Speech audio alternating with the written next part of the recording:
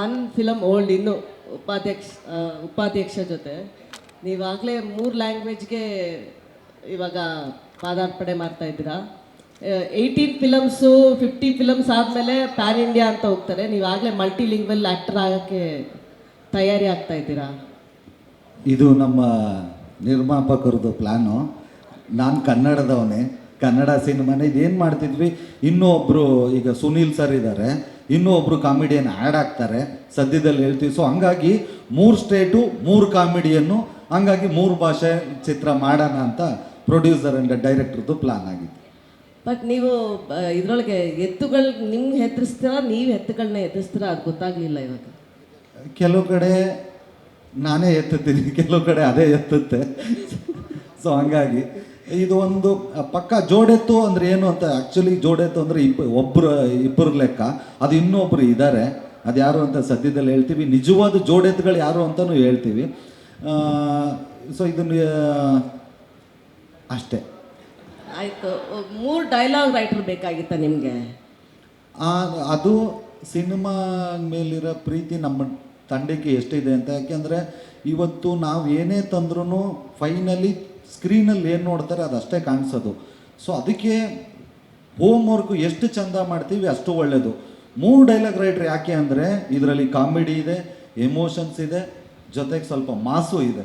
So ಹಂಗಾಗಿ ಎಲ್ಲ ಥರದ ರೈಟ್ರ್ಗಳು ಬರೆದ್ರೆ ಚೆನ್ನಾಗಿರುತ್ತೆ ಅಂತ 3 ಜನ ಡೈಲಾಗ್ ರೈಟ್ರ್. ಇಲ್ಲಿ ನಿಮ್ಮ ಕ್ಯಾರೆಕ್ಟರ್ ಏನು ಅಂತ? ಹೀರೋ. ಏನಾಗಿರ್ತೀರ ಸಿನಿಮಾದಲ್ಲಿ?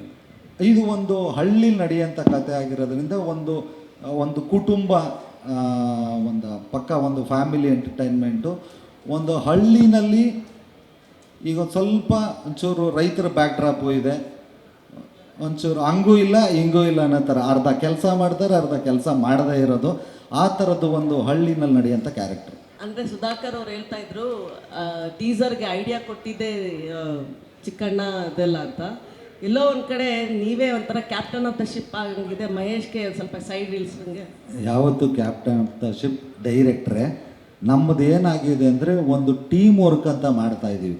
ಈಗ ನಾವು ಡೈಲಿ ಕೂರ್ತೀವಿ, ಎಲ್ಲರೂ ಆಫೀಸಲ್ಲಿ ಕೂರ್ತಾರೆ. ಯಾರ ಕಡೆಯಿಂದ ಒಂದು ಒಳ್ಳೆಯದು ಬಂದರೆ ಅವನು ಅಸಿಸ್ಟೆಂಟ್ ಡೈರೆಕ್ಟ್ರೇ ಆಗಿರಲಿ, ಇಲ್ಲ ಡೈರೆಕ್ಟ್ರ್ ಆಗಿರಲಿ, ಕ್ಯಾಮ್ರಾಮನ್ ಆಗಿರಲಿ, ಕ್ಯಾಮ್ರಾಮನ್ ಅಸಿಸ್ಟೆಂಟೇ ಆಗಿರಲಿ, ಒಂದು ಯಾವುದಾದ್ರೂ ಚೆನ್ನಾಗಿದೆ ಅಂದರೆ ನಮ್ಮ ಟೀಮಲ್ಲಿ ಎಲ್ರಿಗೂ ಅದನ್ನು ಅಕ್ಸೆಪ್ಟ್ ಮಾಡ್ಕೊಳ್ಳೋಂಥ ಒಳ್ಳೆ ಮನಸ್ಸಿದೆ. ಹಂಗಾಗಿ ಒಳ್ಳೆ ಪ್ರಾಜೆಕ್ಟ್ ಆಚೆ ಬಂದಿದೆ. ಅಲ್ಲ, ನೀವು you will call the shorts ಥರ ಇದೆ ಇಲ್ಲಿ.